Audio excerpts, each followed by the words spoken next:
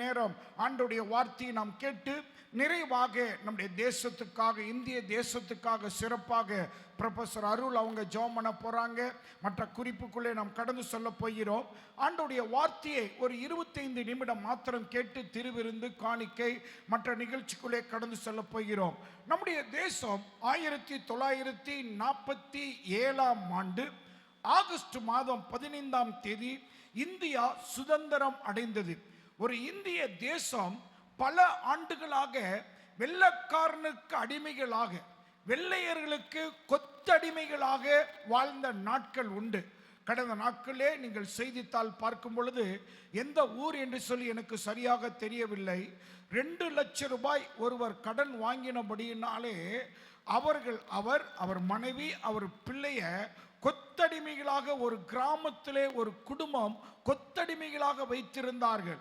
அவர்கள் கலெக்டரிடத்திலே மனு கொடுத்து ஆண்டவர் அவர்களுக்கு பெரிய ஆசீர்வாதத்தை தந்து விடுதலை அடைந்தார் என்று சொல்லி கடந்த ஒரு சில நாட்களுக்கு முன்பாக டிவியில செய்தியில கேள்விப்பட்டிருப்போம்.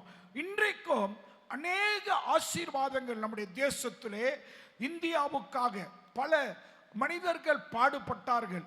இந்தியாவுடைய தந்தை மகாத்மா காந்தி என்று சொல்லி அழைக்கப்பட்ட அவர் நம்முடைய இந்திய தேசத்துக்காக, அருமையான நேரு ஐயா, இன்னும் அநேக தலைவர்கள் நம்முடைய இந்திய தேசத்தின் சுதந்திரத்துக்காக எவ்வளவோ அவர்கள் பாடுபட்டு சுதந்திரத்தை 1947 ஆண்டு ஆகஸ்ட் 15ஆம் தேதி நமக்கு சுதந்திரம் வாங்கி கொடுத்தார். ஆனாலும் இன்னும் 78 ஆண்டுகள் முடிந்து இன்னைக்கு 79வது ஆண்டு சுதந்திர தினம். ஆனால் இன்னும் ஜனங்கள் என்ன செய்யல? சுதந்திரம் அடையவில்லை. பெயருக்கு சுதந்திரம் பெற்றிருந்தாலும் இன்னும் ஜனங்கள் என்ன செய்யல? சுதந்திரம் அடையாதபடி பாவக்கட்டுகள், சாபக்கட்டுகள், வியாதிங்கிற கட்டுகள், வறுமைங்கிற கட்டுகள், விக்கிரக கட்டுகள், இன்னும் பலவிதமான மாந்திரிக கட்டுகள், அநேக ஜனங்கள் கட்டப்பட்ட நிலைமையிலே இருக்கிறார்கள். வேதம் நமக்கு தெளிவாய் சொல்லப்பட்டிருக்கிறது, கட்டப்பட்ட ஜனங்களை கட்டவிழ்ப்பதற்கு ஒரே ஒரு வழி, ஆண்டவராக இயேசு கிறிஸ்து மாத்திரமே. கைகளை உயர்த்தி ஒரு அல்லேலூயா சொல்லலாமா? வாசிக்கலாம் ஒரு வசனத்தை. மத்தேயு எழுதின சுவிசேஷ புஸ்தகம் 1ஆம் அதிகாரம் 21ஆம் வசனத்தை நாம் வாசிக்க கேட்க போகிறோம். அவள் ஒரு குமாரனை பெறுவாள், அவருக்கு இயேசு என்று பெயர் இடுவாராக. ஏனெனில் அவர் தமது ஜனங்களின் நல்லா கவனிக்கிறோம். இன்றைக்கும் 79வது ஆண்டுக்குள்ளே சுதந்திரம் அடைந்திருக்கிற இந்த நாட்களிலே வேதம் தெளிவாய் சொல்லப்பட்டிருக்கிறது. ஏன் என்றால் இயேசு என்கிற வார்த்தைக்கு தமது ஜனங்களின் பாவங்களை எல்லாம் நீக்கி அவர்களை ரட்சிப்பார் என்கிற வார்த்தை விடுவிப்பார் என்று சொல்லி அர்த்தம். ரட்சிப்பார் என்றால் காப்பாற்றுவார் என்று சொல்லி வேதத்திலே வாசிக்கிறோம். இதே பழைய ஏற்பாட்டிலே ஏசாயா தீர்க்கதரிசி சொல்லும் பொழுது எப்பேற்பட்ட மனிதர்களை ஆண்டவராகிய இயேசு விடுவிக்கும்படியாக நம்மை தெரிந்தெடுத்திருக்கிறாராம். ஏசாயா தீர்க்கதரிசன புஸ்தகம் 61ஆம் அதிகாரம் முதல் 2 வசனங்களை நீங்கள் வாசிப்பிலானால் வேதம் தெளிவாய் எழுதப்பட்டிருக்கிறது. கர்த்தராகிய தேவனுடைய ஆவியானவர் என்மேல் இருக்கிறார், சிறுமைப்பட்டவர்களுக்கு சுவிசேஷத்தை அறிவிக்க. பாருங்க, இந்த நாட்களில் விடுதலை என்பதற்கு சிறுமைப்பட்டவர்களுக்கு சுவிசேஷத்தை அறிவிக்க கர்த்தர் என்னை அபிஷேகம் பண்ணினார். இருதயம் நொறுங்குண்டவர்களுக்கு காயம் கட்டுதலையும், இருதயம் நொறுங்குண்டிருக்கிற ஜனங்களுக்கு காயங்களை கட்டும்படியாகவோ, சிறைப்பட்டவர்களுக்கு விடுதலையையும். எதுல சிறைப்பட்டிருக்கிற ஜனங்கள், அநேக ஜனங்கள் இன்றைக்கு பாவத்திலே சிறை, விபச்சாரத்திலே சிறை, வேசித்தனத்திலே சிறை. இன்னும் கடந்த நாட்களை பார்க்கும் பொழுது குழந்தை கடத்தல் அதிகமாக இருக்கிறது என்று சொல்லி டிவியில உச்ச நீதிமன்றம் வரை போய் இருக்கிறது. குழந்தை கடத்தல், எத்தனையோ சிறைப்பட்ட ஜனங்கள் பாவத்திலும் அக்கிரமத்திலும் வியாதியிலும் பலவிதமான வறுமையின் கோட்டுக்குள்ளே அநேக ஜனங்கள் சிறைப்பட்டிருக்கிறவர்களுக்கு விடுதலையும், கட்டுண்டவர்களை கட்ட அவிழ்வதை கூறுவதற்காக கர்த்தர் நம்மை வைத்திருக்கிறார். ஒரு அல்லேலூயா சொல்லலாமா? ஏதோ ஒரு சுதந்திரம் அப்படி அல்ல. சுதந்திரம் என்பது இன்றைக்கும் ஜனங்கள் உரிமையாக நல்ல விடுதலையோடு பெண்கள் என்றைக்கு ராத்திரி நேரங்களில் தன்னுடைய பணிகளை வேலைகளை எல்லாம் முடித்து சுதந்திரமா எந்த பயம் இல்லாமல் வருகிறாரோ அன்றைக்கு தேசம் ஒரு பெரிய மாற்றத்தை காணப்போகிறது. ஒரு அல்லேலூயா சொல்லலாமா? அதுவரை இன்றைக்கு பலவிதமான கட்டப்பட்ட நிலைமையிலே இன்றைக்கு ஜனங்கள் வாழ்ந்து கொண்டிருக்கிறார்கள். வேதாகமத்திலே முதலாக விடுதலை என்ற வேத பகுதி ஆதியாகமத்தின் புஸ்தகம் 49ஆம் அதிகாரம் 21ஆம் வசனத்துல யாக்கோபு தன்னுடைய 12 குமாரர்களை வரவழைத்து ஒவ்வொருக்கும் ஒரு ஆசீர்வாதத்தை கர்த்தர் கொடுக்கிறார். அப்படி கொடுக்கும் பொழுது 49ஆம் அதிகாரம் 21ஆம் வசனத்தை நீங்கள் வாசிப்பீர்கள். வேதாகமத்திலே முதலாக விடுதலை என்கிற வார்த்தை வருகிறது. வாசிக்கலாம்.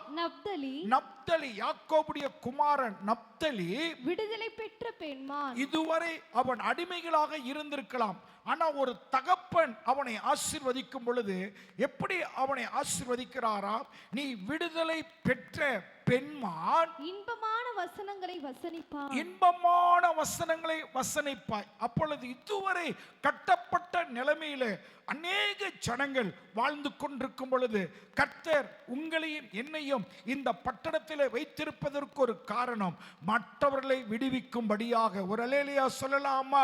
அநேகரை ரட்சிப்புக்குள்ளே கொண்டு வரும்படியாக, மெய்யான இயேசுவை காணும்படியாக. இன்னைக்கு பாடல் எல்லாம் எலியாவின் தேவன் ஒரு மனிதனை கொண்டு 450 பாகால் தீர்க்கதரிசிகளை அவன் ஜெயிக்க முடியுமானால், ஒருவனை கொண்டு கர்த்தர் செய்வாரானால், இந்த திருச்சி பட்டணத்திலே உங்களையும் என்னையும் கொண்டு கர்த்தர் பெரிய காரியங்களை கர்த்தர் செய்ய போகிறார். விசுவாசிக்கிறவங்க நல்ல கைகளை தட்டி கர்த்தருக்கு நன்றி செலுத்தலாமா? அநேக ஜனங்கள் அநேக கட்டுக்களிலே அவர்கள் கட்டப்பட்ட நிலைமையிலே. கடந்த செவ்வாய்க்கிழமை நாங்கள் ஒரு வீட்டுக்கு போயிருந்த ஜெபமணி அம்மா என்கிற ஒரு வீட்டுக்கு. கட்டப்பட்ட நிலைமை, பலவிதமான கட்டுகள். இன்றைக்கு ஜனங்கள் கட்டப்பட்ட நிலைமையில இருக்கிறார்கள். ஆனால் தேவன் உங்களையும் என்னையும் ஆண்டவர் அந்த கட்ட அவிழ்க்கும்படியான ஊழியத்தை கர்த்தர் கொடுத்திருக்கிறார். வேதாகமத்திலே இன்றைக்கு உங்களோடு கூட நான் பகிர்ந்து கொள்ளுகிற காரியம், என்னோடு கூட சேர்ந்து வாசிக்கலாம். ரோமருக்கு எழுதின நிருபம் 7ஆம் அதிகாரம் 24ஆம் வசனத்தை நாம் வாசிக்க கேட்க போகிறோம்.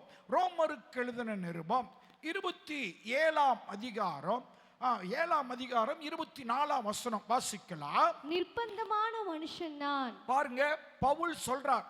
வேதாகமத்திலே இந்த விடுதலை என்கிற வார்த்தை ரோமருக்கு எழுதின நிருபத்திலே பல இடங்களிலே வருகிறது. வீட்டிலே போய் வாசித்து பாருங்கள். 16 அதிகாரங்கள் இருக்கிறது.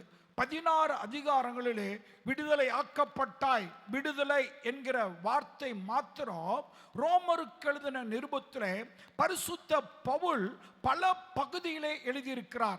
அதுல அவர் சொல்றார், நிர்பந்தமான மனுஷன் நான், இந்த மரண சரீரத்தில் இருந்து யார் என்னை விடுதலையாக்குவார்? அவர் ஒரு கேள்விக்குறியோடு இந்த வசனத்தை முடிக்கிறார். எப்படி போட்டிருக்கு நல்லா கவனிச்சு பாருங்க. மரண சரீரத்தில் இருந்து யார் என்னை என்ன செய்ய முடியும்? விடுதலையாக்க முடியும். இன்றைக்கு அந்த கேள்வியை உங்களுக்கு முன்பாக நான் வைக்கிறேன். யார் விடுவிக்க முடியும்? அநேக ஜனங்கள் இன்றைக்கு எவ்வளவோ காரியத்துக்குள்ளே அடிமைகளாக வாழ்ந்து கொண்டிருக்கிறார்கள். போதை வஸ்துக்கு, கஞ்சாவுக்கு, இன்னும் பலவிதமான காரியங்களுக்கு அரசாங்கம் எவ்வளவோ முயற்சி எடுத்து எவ்வளவோ காரியங்களை செய்து கொண்டிருந்த போதிலும் இன்னும் ஜனங்க பாவத்திலே, மரண சரீர கட்டுகளிலே, இன்னும் பொல்லாத காரியத்திலே அடிமைகளாக வாழ்ந்து கொண்டிருக்க, விடுவிக்க முடியாதபடி. ஆனா ஆண்டவர் இன்றைக்கு திருச்சபையை பார்த்து சொல்லுகிறார், இது கடைசி காலம், இது கடைசி காலம். ஆண்டவர் எழுப்புதலை திருச்சபைக்கு கொடுக்க அவர் ஆயத்தம் உள்ளவராய் இருக்கிறார். அதே ரோமருக்கு எழுதின நிருபம் 6ஆம் அதிகாரம் 18ஆம் வசனத்தில் வாசிக்கும் பொழுது வேதம் தெளிவாய் சொல்லப்பட்டிருக்கிறது. பாவத்தினின்று நீங்கள் விடுதலையாக்கப்பட்டு, எதில இருந்து? பாவத்தில் இருந்து நீங்கள் விடுதலையாக்கப்பட்டு, சுதந்திர தினம் என்று சொல்லிக் கொள்ளுகிறோம். இன்னும் ஜனங்க எதுல இருக்கிறாங்க? பாவத்திலே. பாவம் தண்ணீரை போல குடித்துக் கொண்டிருக்கிறார்கள் அநேகர். பாவம் என்று தெரிந்தே, இது பாவம் அப்படின்னு தெரிந்தே ஜனங்கள் பாவத்தில் இருந்து நீங்கள் விடுதலையாக்கப்பட்டு நீதிக்கு அடிமைகளானீர்கள். எதிர்க்கிறாங்க. நீதிக்கு அடிமைகளாக இருக்கிறார்கள், உண்மைக்கு அடிமைகளாக இருக்கிறார்கள்.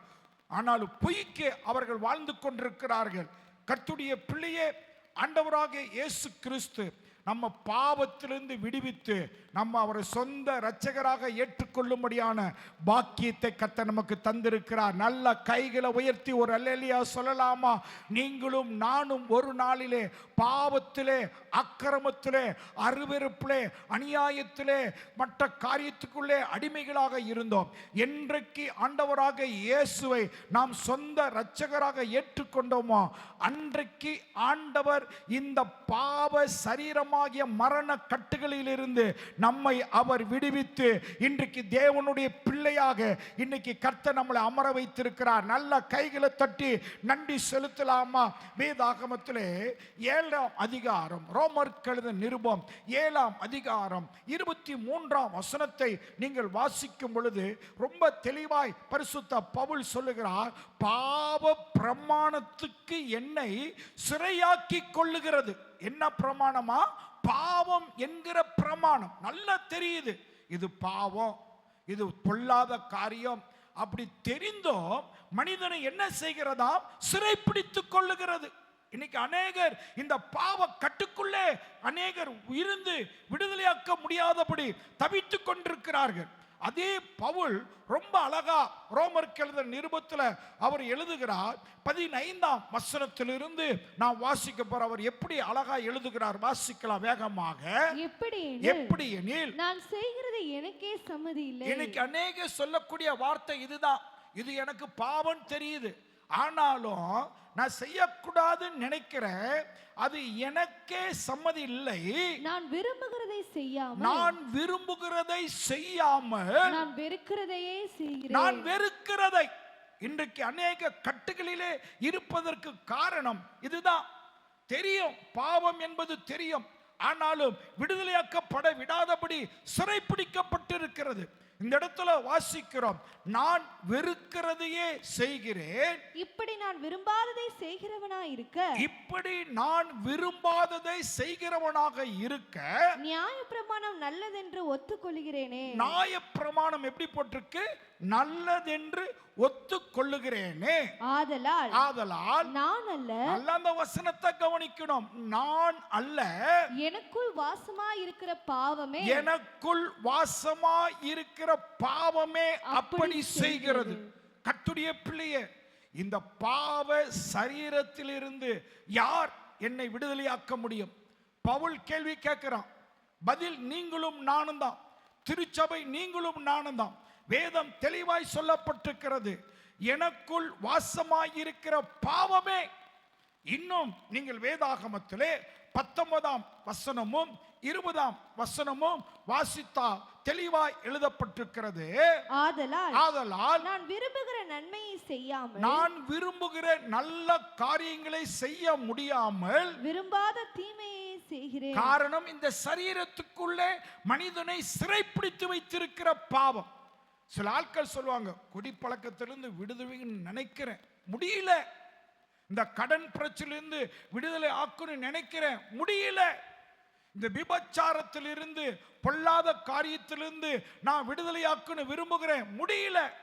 இன்னும் சில சொல்லுவாங்க, இந்த பொல்லாத போதை வஸ்துக்களிலிருந்து விடுதலையாக்கப்படணும் நான் விரும்புகிறேன், முடியல. காரணம், அவர்களுக்குள்ளே ஆண்டு கொண்டிருக்கிற பாவம். வேதம் தெளிவாய் சொல்லப்பட்டிருக்கிறது, நான் விரும்புகிற நன்மையை செய்யாமல் விரும்பாத தீமையே செய்கிறேன். விரும்பாத ஒரு தீமையே நான் செய்கிறேன். அந்தபடி நான் விரும்பாததை நான் செய்தால், நான் விரும்பாத ஒரு காரியத்தை நான் செய்தால் நான் அல்ல எனக்குள்ளே வாசமாயிருக்கிற பாவமே எப்படி செய்கிறதா? எனக்குள்ளே வாசமாயிருக்கிற பாவங்கிற சரீர கட்டுகளே அது அப்படி செய்கிறது. கர்த்தருடைய பிள்ளையே, ஆண்டவராகிய இயேசு கிறிஸ்து இந்த உலகத்துக்கு வந்த முதல் நோக்கமே பாவிகளை ரட்சிக்கும்படியாக இயேசு கிறிஸ்து இந்த உலகத்துக்கு வந்தார். அதனாலதான் அவருக்கு இயேசு என்று சொல்லி பெயரிடப்பட்டிருக்கிறது. ஜனங்களின் பாவங்களை நீக்கி அவர்களை என்ன செய்வாராம்?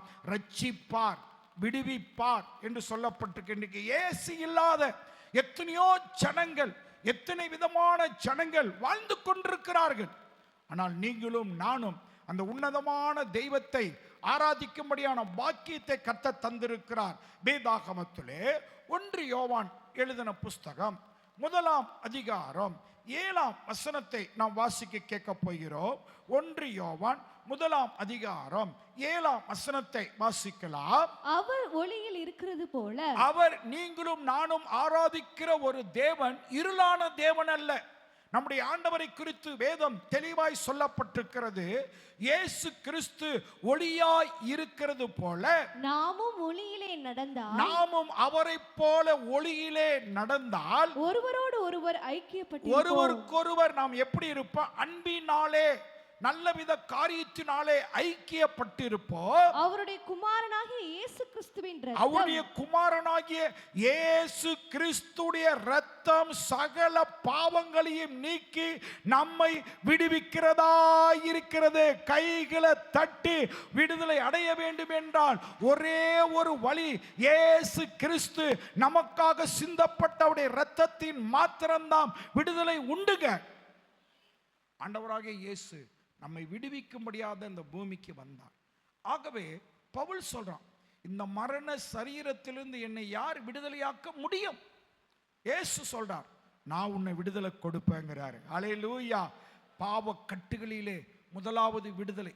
யோவான் எழுதின சுவிசேஷ புஸ்தகம் 8ஆம் அதிகாரத்தில் ஒரு விபச்சார ஸ்திரியை கொண்டு வந்து நிறுத்தினார்கள். அநேகர் பரிசேயர், ஆசாரியர்கள் எல்லாரும் கொண்டு வந்து நிறுத்தினார்கள். இவள் குற்றம் செய்தால் இவள் மேலே கல்லெறிந்து கொல்லப்பட வேண்டும் என்று சொன்னபோது இயேசு ஒரு வார்த்தையும் பேசல. ஒரே ஒரு வார்த்தை சொன்னார், உங்களில் எவன் பாவம் இல்லாதவனாய் இருக்கிறானோ அவன் முதலாவது இவள் மேல் என்ன செய்ய வேண்டும்? கல்லெறிய கட வேண்டும் என்று சொல்லிட்டு தரையிலே எழுதினார் என்று சொல்லி எழுதப்பட்டிருக்கிறது. ஆனா கொஞ்ச நேரம் கழிச்சு பார்த்தா ஒருவனும் இல்லை. அவன் கல்லை போட்டு என்ன செய்தான்?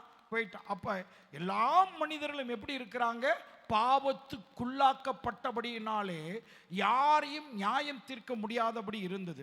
நீங்களும் நானும் எந்த ஒரு மனிதனையும் நியாயம் தீர்க்க முடியாது. பாவிகளை இயேசு கிறிஸ்து நேசித்தார், பாவத்தை அருவருத்தார். நல்லா கவனிக்கணும், ஆண்டவர் பாவியை வெறுக்கல. என்ன செய்தாராம்? பாவத்தை வெறுத்தாரை உடைய பாவிகளை நேசித்தார் இயேசு கிறிஸ்து. பாவிகளை ரட்சிக்கவே இயேசு கிறிஸ்து உலகத்துக்கு வந்தார் என்கிற வார்த்தை தீமோத்தேயுவில் எழுதப்பட்டிருக்கிறது. ஆகவே முதலாவதாக இயேசு பாவ சரீரமாகிய கட்டுகளிலிருந்து அவர் விடுதலை கொடுக்கிறவராய் இருக்கிறார். இரண்டாவதாக இன்னும் ஜனங்கள் எதிலே கட்டப்பட்டு இருக்கிறார்களாம்? வாசிக்கலாம். லூக்கா எழுதின சுவிசேஷ புஸ்தகம் 13ஆம் அதிகாரம் 10ஆம் வசனத்திலிருந்து நாம் வாசிக்க போகிற வேகமாக.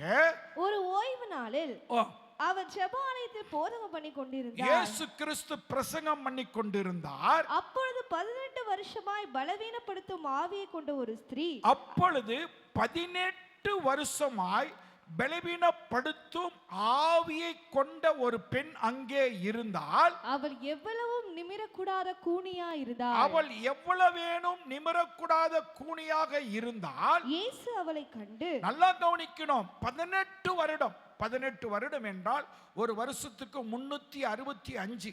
அதை 18ஆல நீங்க பெருக்கி பார்த்தீங்கன்னா 6570 நாட்கள் எப்படி இருந்தாலும் வாழ்க்கை முழுவதும் கூனியாக இப்படியே குனிஞ்சிட்டு இருந்தா. எவ்வளவு வேணும், கொஞ்சம் கூட நிமிர முடியாத ஒரு சூழ்நிலைங்க.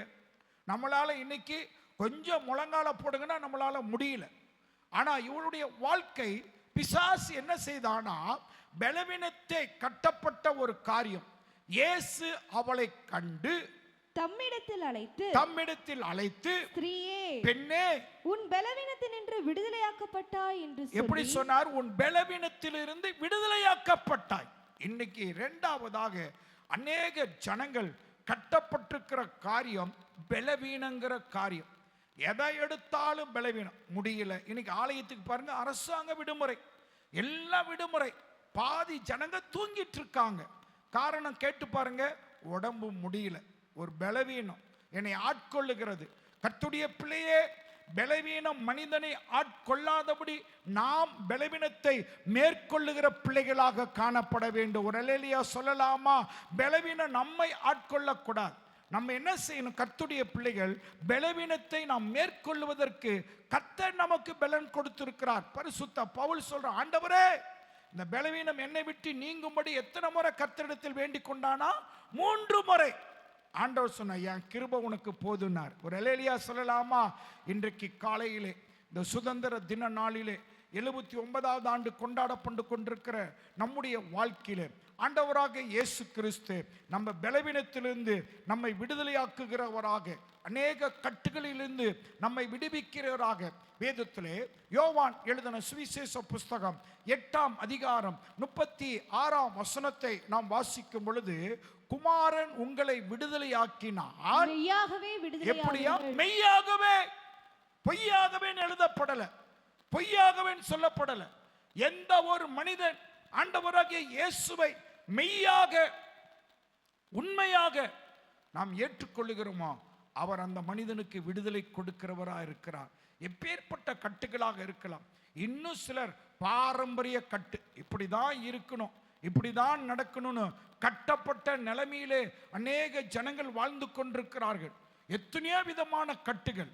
ஆனாலும் ஆண்டவராகிய இயேசு கிறிஸ்து விடுவிக்கும்படியாக அவர் இரட்சகராகிய தேவன் நம்முடைய வாழ்க்கையில வந்திருக்கிறார். வேதாகமத்தில் 2-3 வசனங்களை மாத்திரம் உங்களுக்கு சுட்டிக்காட்ட விரும்புகிறேன். லூக்கா எழுதின சுவிசேஷ புஸ்தகம் 4ஆம் அதிகாரம் 18ஆம் வசனத்தை வாசிக்க போகிறோம். லூக்கா 4:18. கர்த்தருடைய ஆவியானவர் என்மேல் இருக்கிறார், தரித்திரருக்கு சுவிசேஷத்தை பிரசங்கிக்கும்படி என்னை அபிஷேகம் பண்ணினார். இருதயம் நறுங்குண்டவர்களை குணமாக்கவோ, இருதயம் நறுங்குண்டவர்களை குணமாக்கவோ, சிறைப்பட்டவர்களுக்கு விடுதலையையும், சிறைப்பட்டிருக்கிற ஜனங்களுக்கு விடுதலையும், குருடருக்கு பார்வையையும், குருடர்களுக்கு பார்வையும் பிரசித்தப்படுத்தவும், நொறுங்குண்டவர்களை விடுதலையாக்கவும். நொறுங்குண்டு இருக்கிற ஜனங்கள், நொறுக்கப்பட்டிருக்கிற ஜனங்கள், எழும்ப முடியாதபடி வாழ்க்கையிலே பலவிதமான காரியத்திலே கட்டப்பட்டு கொண்டிருக்கிற ஜனங்களுக்கு விடுதலை ஆக்கவோ, கர்த்தருடைய அனுக்கிரக வருஷத்தை பிரசித்தப்படுத்தவோ, கர்த்தருடைய காரியங்களை பிரசித்தப்படுத்தவோ என்னை அனுப்பினார். என்னை அனுப்பி இருக்கிறார். ஒரு அல்லேலூயா சொல்லலாமா?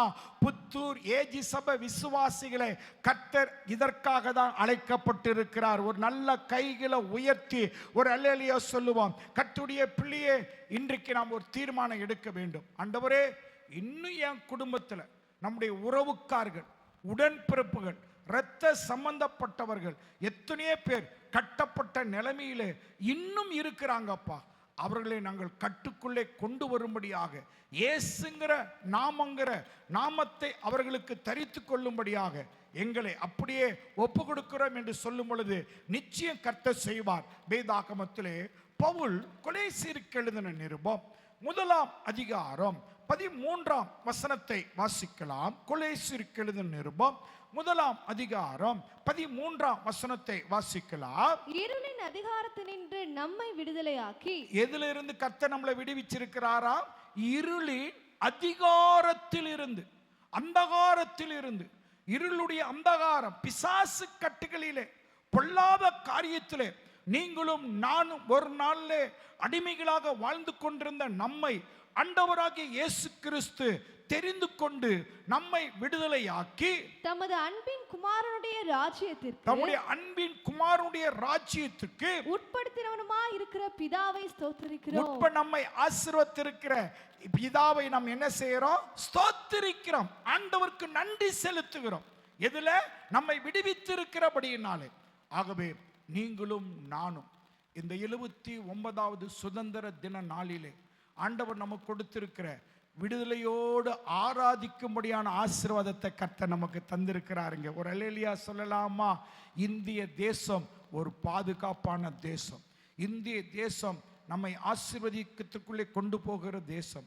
இன்னும் இப்பேற்பட்ட தேசத்தில் பல ஜனங்க கட்டப்பட்டிருக்கிற நிலைமையில இருப்பதற்கு நீங்களும் நானும் தான் காரணம். அவர்களை விடுவிக்கும்படியாக, அந்த கட்டுகளில் இருந்து அவர்களை மீட்டெடுக்கும்படியாக இன்னும் பல குடும்பங்க, இன்னும் பல குடும்பம், உறவுக்காரர்கள், உடன்பிறப்புகள், இன்னும் அநேகர் சாபத்துக்குள்ளே, பாவத்துக்குள்ளே, வறுமைக்குள்ளே எங்கேயோ போய் அலைந்து கொண்டிருக்கிறார்கள். அதை செய்தால் நல்லது, இதை செய்தால் நல்லது என்று சொல்லி பல இடங்களை தேடிக்கொண்டு அலைந்து கொண்டிருக்கிறார்கள்.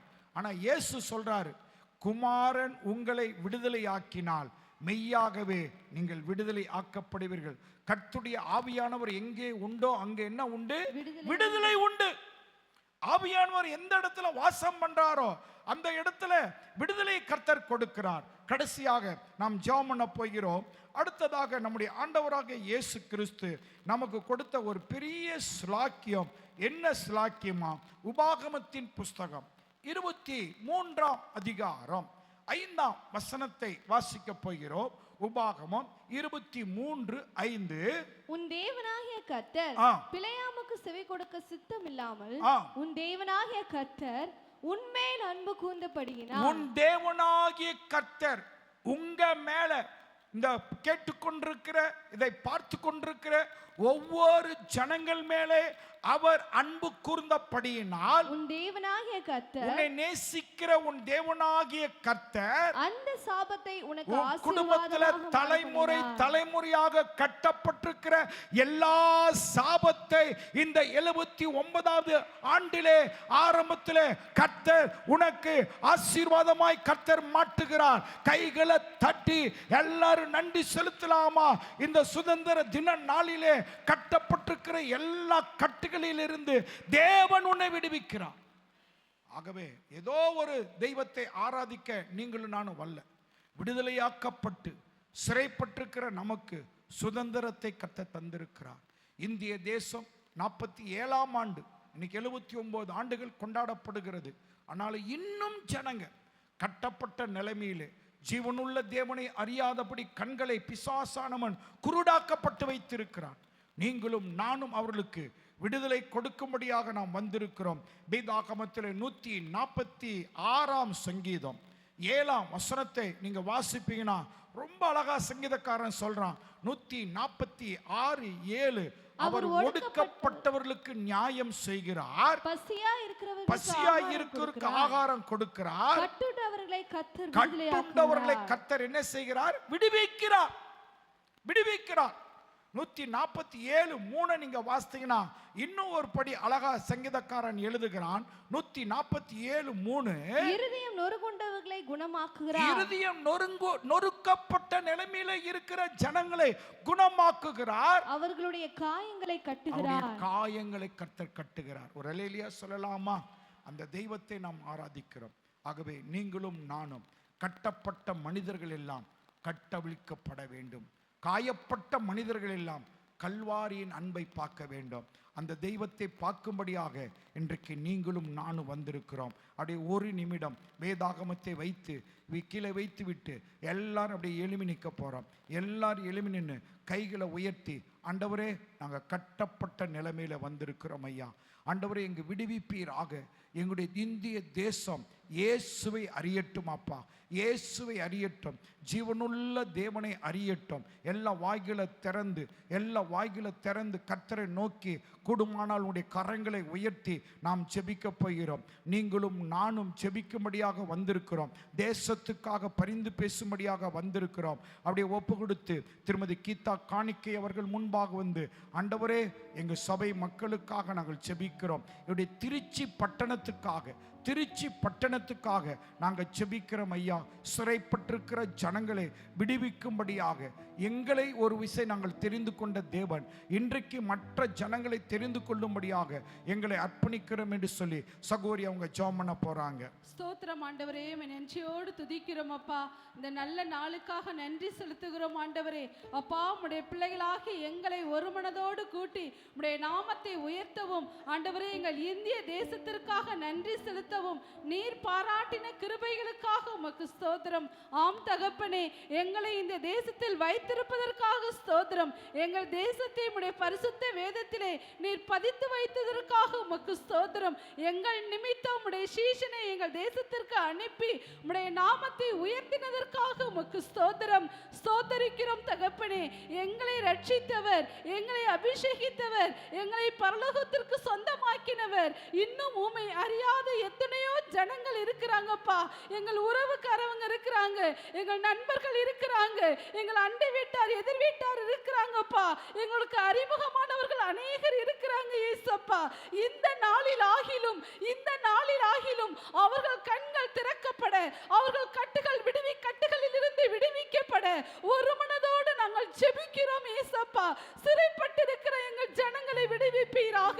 உம்மை அறியாத ஜனங்கள் உம்மை கண்டு கொள்வார்களாக. ஆண்டவரே, அவர்களுக்காகவும் நீ இரத்தம் சிந்தி இருக்கிறதை நினைத்து பார்த்து ஆண்டவரே, இந்த நாளிலே என் தேவனுடைய கரம் என் தேசத்தின் நிமித்தம் ஒரு ரட்சிப்பை காணும்படியாய் ஜெபிக்கிறோம். ஒரு அக்கினி தீ எங்கள் தேசத்திலே ஊற்றப்போகிறதற்காக உமக்கு ஸ்தோத்திரம். அந்த எழுப்புதல் தீ இந்த நாளிலே புத்தூர் ஏதி சபையின் மூலம் ஆண்டவரே இந்த தேசம் முழுவதும் பரவும்படியாய் நாங்கள் ஜெபிக்கிறோம். ஆண்டவரே, இதோ அக்கினியை போட வந்தேன், அது இப்பொழுதே பற்றி எறிய விரும்புகிறேன் என்று சொன்ன தேவன் பலத்தினாலும் அல்ல, பராக்கிரமத்தினாலும் அல்ல, என் ஆவியினாலே ஆகும் என்று சொன்ன தேவன் இந்த நாளிலே நாங்கள் கேட்ட சத்தியத்தின் பிரகாரம் அநேகருக்கு சுவிசேஷத்தை அறிவிக்க கர்த்தருடைய ஆவியானவர் ஒவ்வொருவரையும் ஆளுகை செய்யும்படியாய் ஒப்பு கொடுக்கிறோம் இயேசப்பா. தேசத்தின் நன்மையினால் திருப்தி அடைய, சமாதானமும் சந்தோஷமும் எங்கள் தேசத்தில் நிலைத்திருக்க உம்முடைய வருகைக்கு என் ஜனங்கள் ஆயத்தமாக இந்த நாளிலே என் தேவன் பெரிய நன்மையை எங்கள் தேசத்தில் செய்ய போகிறதற்காக நன்றி செலுத்துகிறேன். தேசமே பயப்படாதே, மகிழ்ந்து களிகூரு. கர்த்தர் பெரிய காரியங்களை செய்கிறார், அவர் செய்வார், அவர் இன்னும் செய்து கொண்டிருக்கிறார். அந்த தேவனை ஆராதிக்கிற உம்முடைய பிள்ளைகளுடைய வாழ்க்கையிலே ஒரு மாற்றத்தை காண கிருபை செய்வீராக. எல்லாவற்றையும் உம்முடைய கரத்தில் ஒப்பு கொடுக்கிறோம். பரிசுத்த தேவன் எங்களை பரிசுத்தப்படுத்தி பரிசுத்த பந்திக்கு தகுதிப்படுத்துவீராக. எல்லாவற்றையும் உம்முடைய கரத்தில் ஒப்பு கொடுத்து இயேசு மகாராஜாவின் நாமத்தில் ஜெபிக்கிறேன் நல்ல தகப்பனே. ஆமென் சொல்லி நல்லா கைகளை தட்டி நன்றி செலுத்தலாம். நாம் நின்ற வண்ணமாக நம்முடைய இந்திய தேசத்துக்காக நாம் ஜெபிக்க போகிறோம். ப்ரொஃபசர் அருள் அவர்கள் முன்பாக வந்து ஜெபங்களை ஏறெடுக்க போகிறார்கள். ஒரு நிமிடம் கவனிங்க. நம்முடைய இந்திய தேசத்துடைய தலைநகரமாக புதுடெல்லி இன்றைக்கு காணப்பட்டு கொண்டிருக்கிறது. ஆண்டவர் புதுடெல்லியை கர்த்தர் ஆசீர்வதிக்க வேண்டும். மாநிலங்கள் 28 மாநிலங்கள், யூனியன் பிரதேசம் 8 பிரதேசம், மொத்தம் இந்தியாவில் இருக்கிற ஜனத்தொகை 144.18 கோடி. கைகளை தட்டி அதிகமாய் இருக்கிற ஜனத்தொகை உள்ள தேசம் நம்முடைய இந்திய தேசம் மாத்திரமே. மாவட்டங்கள் 788 மாவட்டங்கள், கிராமங்கள் 6,64,369 கிராமங்கள், மக்கள் ஜனங்கள் சுமார் 3665 ஜனங்கள் வாழ்ந்து கொண்டிருக்கிறாங்க. மக்களுடைய இனங்கள், அதாவது ஒவ்வொரு மொழிகள் பேசப்படுகிறவர்கள் சுமார் 1652. அது மாத்திரமல்ல, நம்முடைய ஜனாதிபதி அம்மா அவர்களுக்காக நாம் ஜெபிக்க வேண்டும். நம்முடைய தேசத்தின் பிரதமர் நரேந்திர மோடி ஐயாவுக்காக நாம் ஜெபிக்க வேண்டும். தலைமை நீதிபதி PR கவாய் அவர்களுக்காக நாம் ஜெபிக்க வேண்டும். மக்கள் உறுப்பினர்களை 543 பேருக்காக ஜெபிக்க வேண்டும். மாநிலவைகளில் இருக்கிற உறுப்பினர்கள் 245 பேருக்காக ஜெபிக்க வேண்டும்.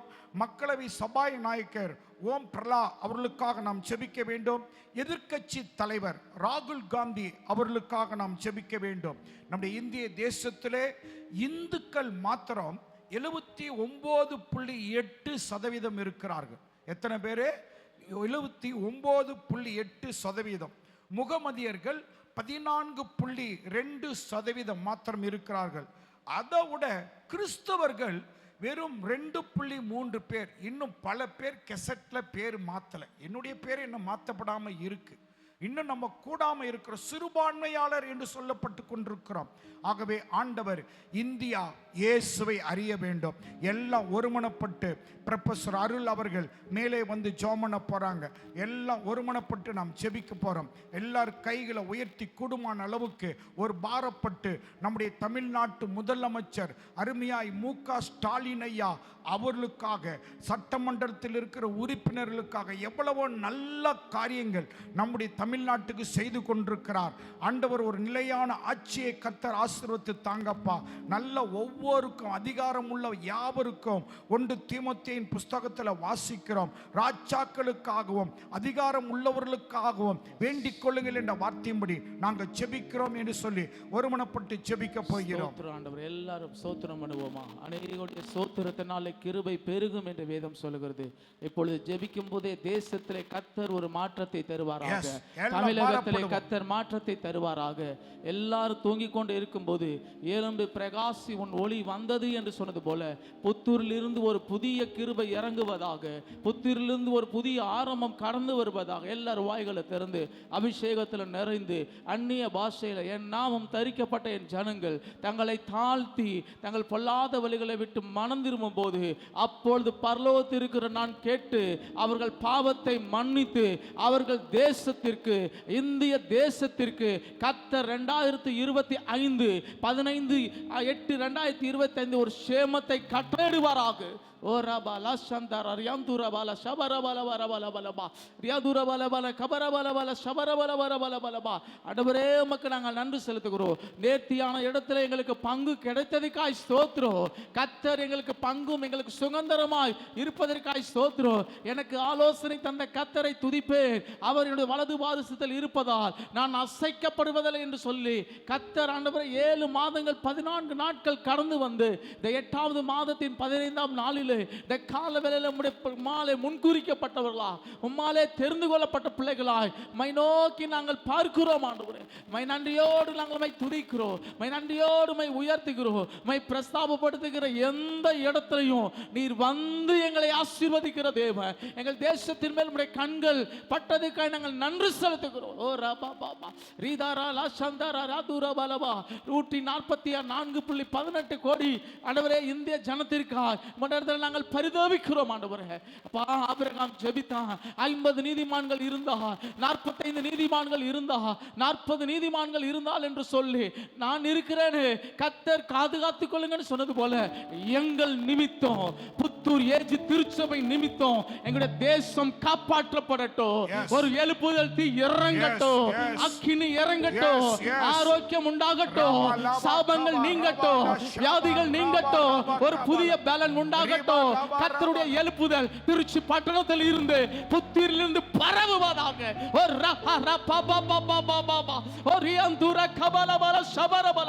அநேக எலியாக்கள் எழும்பப்படட்டும், அநேக எலிசாக்கள் எழும்பப்படட்டும், அநேக தானியல்கள் எழும்பப்படட்டும்.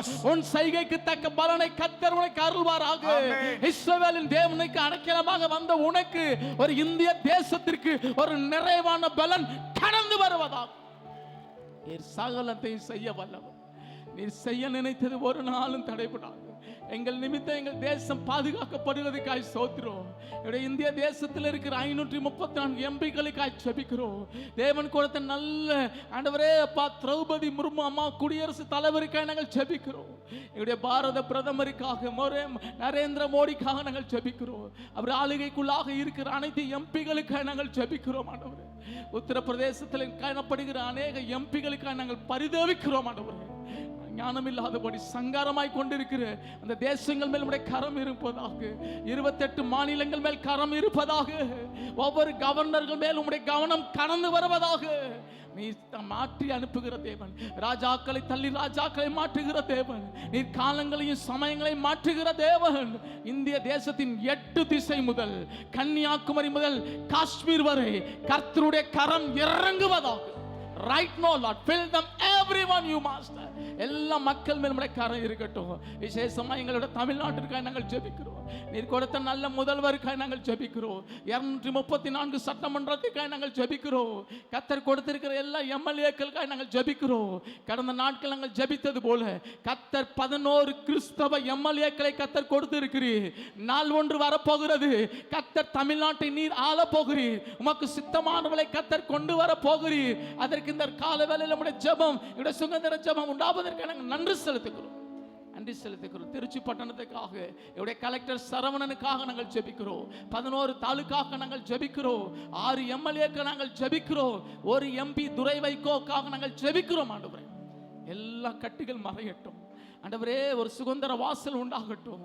நேர்த்தியான இடத்துல எங்கள் பங்கு கிடைத்தது போல 8 திசைகளிலும் நாங்கள் பாடினது போல பறக்கட்டும், பறக்கட்டும். சிலுவையின் கொடி பறக்கட்டும். கால் மிதிக்கும் தேசம் எல்லாம் எங்கள் அப்பா இயேசுவுக்கு சொந்தமாகட்டும். பொற்பாதத்தில் கொடுக்கிறோம். எல்லா தந்திரங்கள், எல்லா மந்திரங்கள், எல்லா இயந்திரங்கள் இந்த சுதந்திர தினத்திலே மாறும்படியா நாங்கள் ஒப்புக் கொடுக்கிறோம். நீர் உம்முடைய பொற்பாதத்தில் வைத்து ஒப்புக்கிறோம். கர்த்தர் நாம மாத்திரம் மகிமையிடட்டும். நீர் பெருகணுமே, நாங்கள் சிறுகணுமே. எங்கள் தேசத்தினுடைய வறுமை எல்லாம் மாறட்டும். வியாதிகள் மாறட்டும், விக்கினங்கள் மாறட்டும், வேதனைகள் மாறட்டும். சுகம் உண்டாகட்டும், ஆரோக்கியம் உண்டாகட்டும். கனம், துதி, மகிமை எல்லாம் நீர் ஒருவர் மாத்திரம் எடுத்துக்கொள்ளுங்க. மீட்பர் இயேசு கிறிஸ்துவின் நாமத்தில் ஒப்பு கொடுத்து ஜெபிக்கிறோம். ஜெபம் கேளும் எங்கள் ஜீவனுள்ள நல்ல பிதாவே. ஆமென் சொல்லி நல்ல கைகளை தட்டி நான் ஒரே ஒரு நிமிடம் நின்ற வண்ணமாக இந்தியாவில் இயேசு நாமம் இன்றே கூற வேண்டும். பாடலை பாடின பின்பு நாம் காணிக்கை திருவிருந்துக்குள்ள இன்னைக்கு விடுமுறை. ஒரு 10 நிமிடம் லேட்டானாலும் பரவாயில்ல. ஆண்டவருடைய நாம மகிமைப்படுவதாக. இந்தியாவில் இயேசு நாமம். ஆமென்.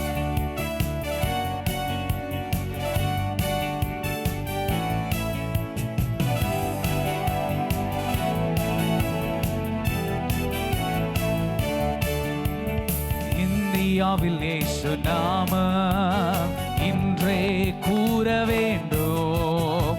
இந்தியரை பரலோகத்தில் பாக்கியவான்களாய் மாற்றும். இந்தியரை பரலோகத்தில் பாக்கியவான்களாய் மாற்றும். எலியாக்கள் எழும்ப வேண்டும், எலிசாக்கள் எழும்ப வேண்டும். எலியாக்கள் எழும்ப வேண்டும், எலிசாக்கள் எழும்ப வேண்டும். கர்த்தரின் வல்ல நாமம் உயர்த்தியாக வேண்டும். கர்த்தரின் வல்ல நாமம் உயர்த்தியாக வேண்டும். இந்தியாவில் இயேசு நாமம் இன்றே கூற வேண்டும். இந்தியரை பரலோகத்தில் பாக்கியவான்களாய் மாற்றும்.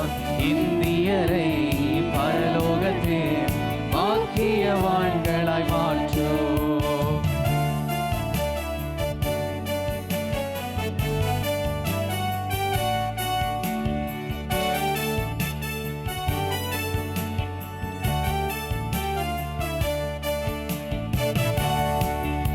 கொஞ்சம் கரங்களை தட்டி சேர்ந்து பாடுவோம்.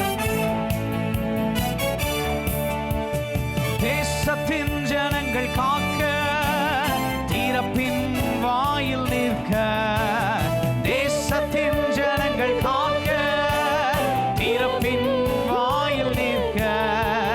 தேவன் தேடும் மனிதன் நாம் தான் இன்றே படைப்போம். தேவன் தேடும் மனிதன் நாம் தான் இன்றே படைப்போம். இந்தியாவில் இயேசு நாமம் இன்றே கூற வேண்டும். இந்தியரை பரலோகத்தில் பாக்கியவான்களாய் மாற்றும். இந்தியரை பரலோகத்தில் பாக்கியவான்களாய் மாற்றும்.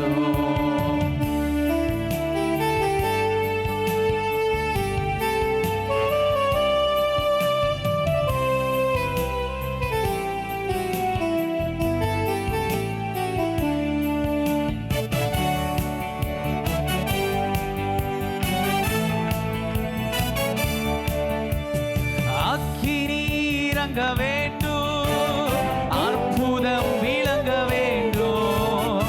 அக்கினி இறங்க வேண்டும், அற்புதம் விளங்க வேண்டும். கர்த்தரே தெய்வம்,